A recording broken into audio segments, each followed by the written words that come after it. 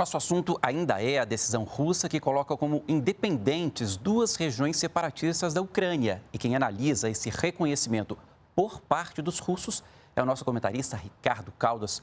Boa noite, professor. Esse passo aí da Rússia é uma espécie de declaração de guerra? Boa noite, Paulo. Boa noite a todos que estão nos assistindo. Com certeza, essa ação da Rússia, ela cria um clima muito ruim no cenário internacional e dificulta, para não dizer que inviabiliza mesmo, as negociações diplomáticas que estavam em curso. Nós temos um mapa sobre isso, não é verdade? Já está aqui na tela. Explica para a gente, professor. Então, a gente vê aquelas duas regiões ali do ladinho coladas na Rússia, não é isso? Exatamente. Não é por acaso. Nós tínhamos falado aqui sobre a importância da Ucrânia do ponto de vista estratégico para a Rússia. Então, se a gente for olhar, por exemplo, o que significa, né? A Rússia já anexou a Crimeia ao sul. A Belarus é um aliado ferrenho ali, leal, né, realmente da Rússia. E a Rússia também tem tropas espalhadas em todo o país, né, em função de acordos anteriores.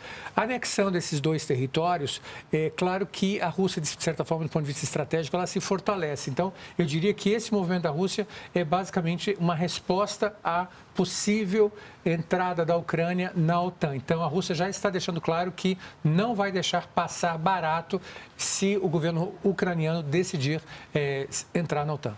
Agora, professor, são passos que foram dados hoje, esta tarde. Agora, essas duas regiões seguem sendo ucranianas. Os russos é que dizem que elas são independentes. É isso?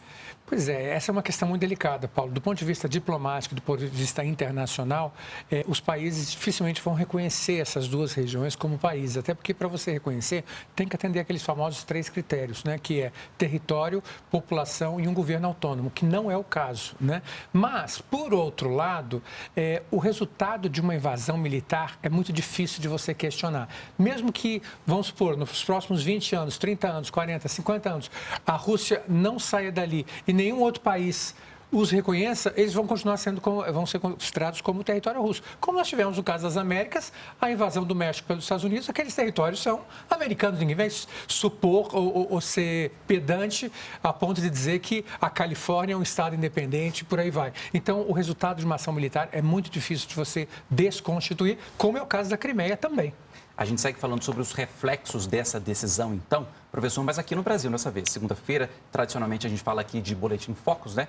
Relatório ali do Banco Central que reúne as expectativas do mercado financeiro para a economia brasileira. Essa decisão dos russos, aqui já estão os números, essa decisão dos russos pode mudar radicalmente isso aqui a partir da semana que vem?